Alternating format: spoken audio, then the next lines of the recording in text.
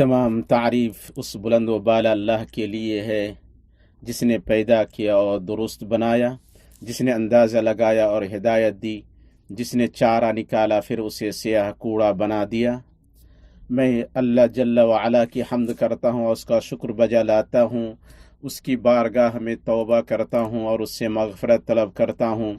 उसने अपने इल्म से मखलूक को पैदा किया, उसके लिए रोज़ियाँ मुक़द्दर की और मौत के वो अवक़ात मुक़र्रर किए जिनसे एक घड़ी ना वो आगे जा सकते हैं ना पीछे। मैं गवाही देता हूँ कि एक अल्लाह के सिवा कोई माबूद बरहक़ नहीं, उसका कोई शरीक नहीं, और मैं गवाही देता हूँ कि मोहम्मद अल्लाह के बंदा और रसूल हैं, जो मुत्तक़ियों के इमाम, रोशन ताबनाक लोगों के सरदार और तमाम औलाद आदम के सरदार हैं। अल्लाह ने आपको सकलैन इंस और जिन की तरफ खुशखबरी देने और डराने वाला, उसके हुक्म से अल्लाह की तरफ बुलाने वाला और रोशन चिराग बनाकर भेजा। अल्लाह का दुरूद व सलाम हो आप पर, आपके पाकबाज अहले खाना पर, आपकी बीवियों उम्महातुल मुमिनीन पर, आपके सहाबा पर, अता क़यामत उनका अच्छी तरह इत्तिबा करने वालों पर और बहुत ज़्यादा सलामती नाजिल फरमाए। अम्मा बाद, अल्लाह के बंदो, अल्लाह से डरें और उसके हुक्म की तामील करें और उसके नहीं से इज्तनाब करें और उसके ना टूटने वाले मजबूत कड़े को मजबूती से थाम लें। अल्लाह का फरमान है, जो शख्स अल्लाह ताला के सिवा दूसरे माबूदों का इनकार करके अल्लाह ताला पर ईमान लाए, उसने मजबूत कड़े को थाम लिया जो कभी ना टूटेगा, और अल्लाह ताला सुनने और जानने वाला है। मुसलमानों, दीन इस्लाम की एक काबिल तारीफ़ खसूसियत है जो पूरी शफाफियत के साथ अक़ीदा, शरीयत और अहकाम में लोगों के सामने जलवागर होती है। वह आसानी और रवादारी का दीन है, उसमें ना गुमूद है और ना उसके मानने वालों को उसे समझने में दिक्कत होती है। वो पेचीदगी, गराबत और मुअम्मू से पाक है। उसका अक़ीदा वाज़ेह है, उसकी इबादत वाज़ेह है, उसका सवाब वाज़ेह है और उसकी सज़ा वाज़ेह है। हाँ, वो इतना वाज़ेह है कि उसमें किसी गमूद और जहालत की गुंजाइश नहीं है।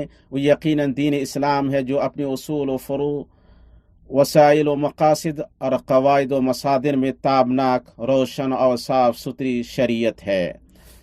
उसके रसूल सल्लल्लाहु अलैहि वसल्लम ने फरमाया, मैंने तुम्हें रोशन शाहरा पर छोड़ा है, जिसकी रात उसके दिन की तरह है, उससे मेरे बाद हलाक होने वाला ही भटकेगा। और आपने ये भी फरमाया, उस ज़ात की कसम जिसके हाथ में मेरी जान है, मैं तुम्हारे पास ये शरीयत रोशन और साफ़ सुथरी लाया हूँ। इसे इमाम अहमद ने रिवायत किया है। इसी तरह आपने फरमाया, हलाल वाज़ेह है और हराम भी वाज़ेह है। बेशक इस्लाम की अपनी पूरी वदाहत व शफाफियत है, जिसमें ना छुपाने की गुंजाइश है, ना इबहाम की कोई जगह है। ऐसा क्यों ना हो, जबकि जिस रसूल को इस दीन के साथ भेजा गया है वो रसूल वाज़ेह, सरीह और सच्चे हैं। आप उनके बोलने से पहले उनके चेहरे पर और उनकी गुफ्तगू से पहले उनके काम में वजाहत देखेंगे। आप वो हैं जिनका वस्फ अब्दुल्ला बिन रवाहा ने अपने अल्फाज में यूं बयान किया है, अगर आप में वाज़ेह निशानियाँ नहीं होती फिर भी आपकी वदाहत शफाफियत तुम्हें हकीकत की खबर देती। बेशक नबी सल्लल्लाहु अलैहि वसल्लम की वदाहत व सच्चाई और आपके ज़ाहिर का हुस्न है जो आपके बातिन के हुस्न का पता देता है। सहीहैन में है कि नबी सल्लल्लाहु अलैहि वसल्लम एक रात अपनी जाए इतिकाफ से अपनी बीवी सफ़िया को उनके घर तक पहुंचाने के लिए निकले कि वहां से अंसार के दो आदमियों का गुजर हुआ। जब उन्होंने नबी सल्लल्लाहु अलैहि वसल्लम को देखा तो वो तेज चलने लगी। आपने उन दोनों से फरमाया, ठहरो, ये सफ़िया बिन्त हुयई हैं। ये सुनकर उन दोनों ने कहा, सुबहान अल्लाह, ऐ अल्लाह के रसूल। आप सल्लल्लाहु अलैहि वसल्लम ने फरमाया, शैतान इब्न आदम में खून की तरह दौड़ता है, मुझे खदशा हुआ कि कहीं वो तुम्हारे दिलों में कोई शर यानी गलत फहमी ना डाल दे। अल्लाह के बंदो, इस हदीस में आप सल्लल्लाहु अलैहि वसल्लम की सही वजाहत है कि आपने वक्त पर हकीकत जाहिर कर दी ताकि गलत फहमी और बदनाम करने वाली शक का रास्ता ही काट दें। सुनन अबी दाऊद और निसाई में है कि नबी सल्लल्लाहु अलैहि वसल्लम ने अपने दिल में इरादा किया कि आपके कुछ सहाबा उस आदमी के साथ कुछ करें जो आप सल्लल्लाहु अलैहि वसल्लम से बैत करना चाह रहा था। जब आप सल्लल्लाहु अलैहि वसल्लम ने उन्हें इस पर सरजनिश की तो उन्होंने कहा, अल्लाह के रसूल, हम नहीं जानते हैं कि आपके दिल में क्या है, आप हमें अपनी आँख से इशारा कर दिए होते। आपने फरमाया, किसी नबी के लिए मुनासिब नहीं कि उसमें आँखों की खयानत पाई जाए। امام ابن قیم نے کہا یعنی نبی صلی اللہ علیہ وسلم کا ظاہر آپ کے باطن کے خلاف اور آپ کا راز آپ کے علانیہ کے خلاف نہیں ہوتا ہے۔ جب آپ صلی اللہ علیہ وسلم اللہ کا فیصلہ اور حکم نافذ کرتے تو اس کا اشارہ نہیں کرتے بلکہ اسے واضح کرتے اور اس کا اعلان و اظہار کرتے۔ اللہ کے بندوں، واضح رہنا چہرے کا جمال، گفتار کی خوبصورتی، دل کی صفائی، اختلاف کے وقت سنجیدگی اور گفتگو میں سچائی ہے۔ آدمی کا دوسروں کے ساتھ واضح رہنا اس کی ثابت قدمی اور لوگوں میں اپنا اعتماد پھیلانے کا ایسا ٹھوس قاعدہ ہے کہ اس سے بے نیاز نہیں ہو سکتا۔ وہ اس کی وجہ سے اس بات سے نہیں گھبراتا ہے کہ اس کی وضاحت پسندی سے سادہ لوگ ناراض ہو جائیں گے، بلکہ کیونکہ اسی وقت وہ اصحاب عقل و خرد کی رضامندی بھی حاصل کرتا ہے، اور اعتبار عقل مندوں کا ہوتا ہے گرچہ ان کی تعداد کم ہو، نہ کہ نادانوں کا گرچہ ان کی تعداد زیادہ ہو۔ اللہ کے بندوں، وضاحت پسندی میں صراحت کا معنی پایا جاتا ہے اور تکلف و تصنع سے دوری۔ وضاحت پسندی ایک کھلی کتاب ہے جسے ہر کوئی پڑھ سکتا ہے۔ وہ ہر اس شخص کے لیے کھلا دروازہ ہے جو اپنی عقل اور خرد کے ساتھ داخل ہو۔ وہ اصلی بنیاد ہے اور غلط فہمی، دوہرے پن اور علیحدگی کے خاتمے کے اسباب میں سے ہے۔ اللہ آپ کی نگہبانی کرے۔ وضاحت پسندی غموض کی دشمن ہے جس میں دوہرا معنی نہیں ہوتا ہے، اور نہ فضول لوگوں کو غام شخصیت کے حقائق جاننے، اس کے طلاسم کو کھولنے اور اس کے ساتھ تعامل کی کیفیت میں سختی برتنے پر مجبور کرتی ہے۔ وضاحت پسند آدمی آسان صحبت کا ہوتا ہے، اس کا ظاہر اس کے باطن کی ضد نہیں ہوتا ہے، اسے اکثر لوگ سمجھتے ہیں اور اس سے مانوس ہو جاتے ہیں۔ وہ نرم پہلو ہوتا ہے، ایسا لبادہ نہیں اوڑھتا ہے جو اسے لوگوں سے دور کرے اور ان سے قریب نہ کرے۔ وضاحت پسند آدمی اپنی ذات اور لوگوں کو دیکھتا ہے، برخلاف پر اسرار انسان کی وہ صرف اپنے آپ کو دیکھتا ہے۔ اس لیے آپ اسے اپنی زندگی میں انتخابی اور اپنے مقاصد میں وحشی پائیں گے۔ وہ بسا اوقات اس چیز کو دشمنی کی آنکھ سے دیکھتا ہے جسے رضامندی کی آنکھ سے دیکھنا چاہیے، اور اس کے برعکس جس چیز کو دشمنی کی آنکھ سے دیکھنا چاہیے اسے رضامندی کی آنکھ سے دیکھتا ہے۔ وضاحت پسند آدمی کو اپنے چہرے پر نقاب کی ضرورت نہیں ہوتی ہے کہ اس سے لوگوں کی نظر متوجہ کرے، اور نہ اسے دستانے کی ضرورت ہوتی ہے کہ اس پر لوگوں سے مصافحہ کرے، بلکہ وہ ایک چہرہ، ایک دل، ایک اصول اور ایک اخلاق کا ہوتا ہے، کیونکہ وضاحت سے اس کے اور دوسروں کے تعلقات برقرار رہتے ہیں گرچہ ان کے درمیان اختلافات واقع ہوں، کیونکہ وضاحت ہر اس شگاف کو بند کرنے کی ضامن ہے جس سے شک اور غلط فہمی داخل ہو سکی، اور اس کے برعکس اس کے اور دوسروں کے رشتے ختم ہو جاتے ہیں جب ان پر غموض اور ابہام طاری ہو جائے، کیونکہ ان میں مذکورہ چیزوں کی ضرورت ہوتی ہے، اس لیے کہ لوگ پر اسرار آدمی سے نفرت کرتے ہیں۔ انہیں پتہ نہیں چلتا ہے کہ وہ خوش ہے یا ناراض، وہ محبت کرنے والا ہے یا نفرت کرنے والا، وہ شکر گزار ہے یا ناشکرا، وہ فرما بردار ہے یا نافرما۔ لوگ کسی سے تبھی ڈرتے ہیں اور اس کے بارے میں حیران ہوتے ہیں جب اس کی شخصیت میں غموض پاتے ہیں، اور جب اس کی شخصیت پر اس کا ظاہر واضح ہوتا ہے تو اس پر لوگوں کا اطمینان اور اعتماد بڑھتا ہے۔ اور دوسروں کے ساتھ آدمی کی وضاحت اس بات کی علامات میں سے ہے کہ وہ لوگوں کو جیتنے میں کامیاب ہوتا ہے، انہیں ہارنے میں نہیں، اور ان کی نظریں اپنی طرف متوجہ کرنے میں کامیاب ہوتا ہے، انہیں اپنے سے پھیرنے اور اپنے تئیں ان کی احتیاط برتنے میں نہیں، کیونکہ غموض ایسی آلودگی ہے جو لوگوں کے شعور کے ساتھ کھیلتی ہے، اور کھلواڑ بذات خود ایک اخلاقی عیب ہے۔ اللہ ہمیں اور آپ کو اس کی آفتوں سے پناہ دے۔ اس لیے مسلمان پر واجب ہے کہ اپنے اقوال میں واضح ہو تاکہ کلمہ اور اس کا مفہوم واضح ہو اور کسی غلط تعویل کو روکا جائے، کیونکہ عقلیں مختلف ہوتی ہیں اور الفاظ قابل احتمال ہوتے ہیں۔ اسی طرح اس پر واجب ہے کہ اپنے افعال میں واضح ہو، یہ اس کے لیے فضیلت تعریف کا سبب ہوگا، اور اس بات کی کوشش کرے کہ اس کا لوگوں کے پاس جانا لوگوں کے پاس سے اس کے واپس آنے کی صورت سے مختلف نہ ہو، اور اس کا لوگوں کے بیچ حاضر ہونا ان سے غائب رہنے کی حالت کے خلاف نہ ہو۔ وضاحت پسندی سچے انسان کا شعار ہے، کیونکہ اس میں ظاہر و باطن یکساں ہوتے ہیں۔ شاعر کا کہنا ہے جس کا ترجمہ یہ ہے، تم لوگوں میں ایسا باطن والا نہ بنو جو اپنی فطرت میں تمہارے ظاہر کے خلاف ہو، اور تم خیر خواہ کی صحبت اختیار کرو کہ اس سے تم خوش رہو گی، کیونکہ جب وہ تمہاری رہنمائی کرے گا تو اس میں وضاحت ہوگی۔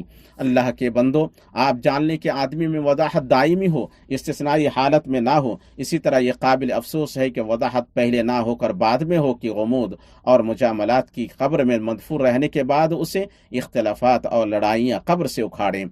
इस जैसी हालत को आर दिलाना कहा जाता है, वजाहत नहीं। इन दोनों के दरमियान उस शख्स के लिए फ़र्क वाज़ेह है जिसे अल्लाह ताला सबसे अच्छे कौल और अमल की हिदायत दे। अल्लाह के सिवा उसकी हिदायत कोई नहीं दे सकता है। ऐ मुसलमानों, कोशिश करें कि आप जैसे हैं वैसे ही रहें और लोग आपको सबसे करीब रास्ते से जाने, सबसे दूर रास्ते से नहीं, सबसे आसान तरीके से जाने और सबसे मुश्किल तरीके से नहीं। आप वादे रवादार, नरम और आसान बने, वसी ज़र्फ़ बने, तंग ज़र्फ़ नहीं। लोगों को ये मौका ना दे कि आपकी शख्सियत की मुख्तलिफ तफसीर करें, उनके दरमियान अजनबी बनकर ना रहें, और ऐसा ना हो कि वह आपसे बचते फिरें और आपके साथ एहतियात बरतें। और ये जान लें कि गमूद दूर करता है, करीब नहीं, भगाता है, खींचता नहीं। इसी तरह ये भी जान लें कि जो लोग गमूद पर उभारते हैं या उसका तकल्लुफ़ करते हैं, वो यकीनन हकीकत में इसके ज़रिए दूसरों पर तदलीस करते हैं ताकि उन्हें ये वहम दिलाएं कि वो उनसे ज़्यादा गहरी सोच वाले हैं। वो लोगों को देख रहे होते हैं कि उनके तई मुख्तलिफ ख्यालात के समुंदर में वो डूब रहे हैं, मगर उनकी तरफ उस वजाहत के साथ नजात का बेल्ट नहीं फेंकते हैं जो उन्हें झूठे ख्यालात और पुरतकल्लुफ़ तावीलात से नजात दे। अल्लाह आपकी निगहबानी करे। फिर आप जानने के वजाहत और बेवकूफ़ी के दरमियान और गमूद और राजों की हिफाजत के दरमियान फ़र्क है। वजाहत का ये मतलब नहीं कि आदमी ऐसा बेवकूफ़ हो कि उसकी कोई खुसूसियत ना रहे, और ना ये मतलब है कि उसके ऐसे राज ना हों जिनकी हिफाजत ज़रूरी है, और ना ऐसी मसलहतें हों जिन्हें छुपाना हालात का तकादा हो। इसी तरह गमूद का मतलब मुहतात रहना, बदही बातों को रोकना, मुरुवतों से गुरेज करना और शफाफियत को छुपाना भी नहीं है। मुसलमानों, ज़रूरी है कि आप वसतियत व इत्तिदाल की राह को लाजिम पकड़ें। यही मामलात में सबसे बेहतर है, ताकि आपकी वजाहत सादा लोहे की हद तक ना पहुँच जाए कि आप अजियत का शिकार हो जाएं, और ना आपका छुपाना गमूद की हद तक पहुँच जाए कि आपसे दूरी बरती जाए। अक्लमंद समझदार वो है जो दो ना के दरमियान रहे। आप वादे रहें। अगर आप बुलंद इज्जत चाहते हैं, बेशक वजाहत पसंदी अक्लमंद के सर पर ताज है। गमूद बहुत बुरा है, इसमें गलत फहमी है और पूरा असरा लोगों के साथ उसका सफ़र नाक़िस है। मैं अपनी ये बात कह रहा हूँ और अल्लाह से अपने लिए, आपके लिए और तमाम बाकी मुसलमानों, मर्द और औरतों के हर गुनाह व ख़ता की मग़फ़रत तलब करता हूँ। आप उससे मग़फ़रत तलब करें और उसकी बारगाह में तौबा करें। बेशक मेरा रब बड़ा बख्शने वाला मेहरबान है।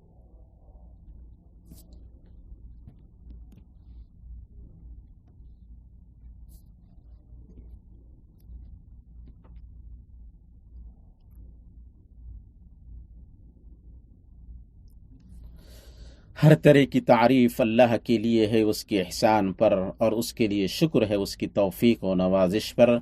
मैं दुरूद व सलाम भेजता हूँ उसके चुनीदा नबी पर जो उसकी खुशनुदी की तरफ बुलाने वाले हैं। अम्मा बाद, अल्लाह के बंदो, आप अल्लाह का तक़वा इख्तियार करें और जान लें कि आदमी के लिए मुनासिब नहीं कि वो आदम वदाहत पर मुरतब होने वाले असर को मामूली समझे, क्योंकि उससे ख़ानदान, मुआशरा, तालीम, अमल और इंतज़ामिया की सतह पर दायमी मुश्किलात भड़कती हैं। इसलिए ज़रूरी है कि हर उस तशवीश और रुकावट को दूर किया जाए जो उसके रास्ते में हायल हो। जहाँ तक शहरों और बंदों से जुड़ी इंतज़ामिया की बात है तो उसमें वदाहत और शफाफियत ज़्यादा मुअक्कद है, क्योंकि उसका मुस्बत या मनफी मुतअद्दी असर होता है। इसलिए उसके ज़िम्मेदार की ज़िम्मेदारी ज़्यादा बड़ी है, पहले अल्लाह के सामने, फिर उस हाकिम के सामने जिसने उसको इस मनसब पर बैठाया है।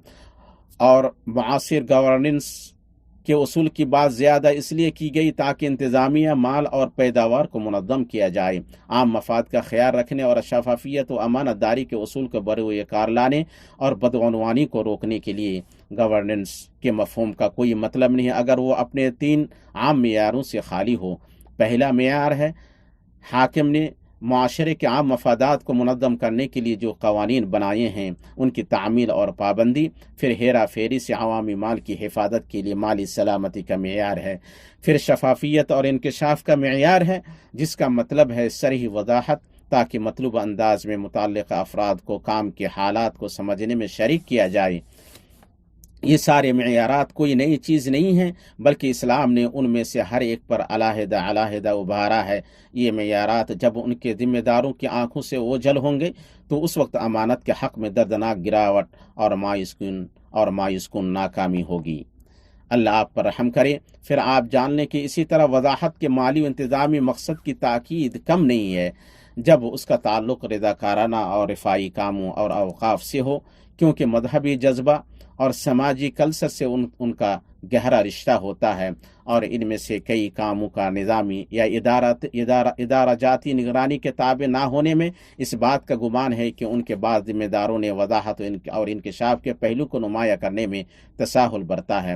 اس طرح کے تساہل سے لاپرواہی واقع ہوتی ہے اور مسلمانوں کی رضاکارانہ اور رفاعی دولت میں پرتکلف تعویل سرگرم ہو جاتی ہے۔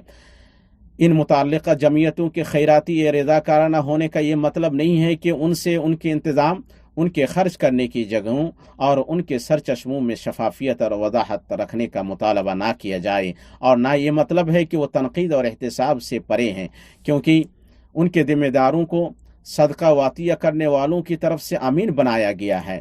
چنانچہ یہ بھاری غلطی میں سے ہے کہ امانت اور وضاحت کو نظر انداز کرنے یا نگرانی و وضاحت طلبی سے صرف نظر کرنے میں جذبات کا استحصال کیا جائے۔ وقتاً فوقتاً ہیرا پھیری اور دھوکہ دھڑی کے کتنے قصے سننے میں آتے ہیں، کبھی تو خیراتی کام کے نام پر، تو کبھی رضاکارانہ کام کے نام پر، جس کے ذریعے لوگوں کے مال ہڑپ لیے جاتے ہیں اور ان کے جذبات اپنی طرف مائل کر لیے جاتے ہیں۔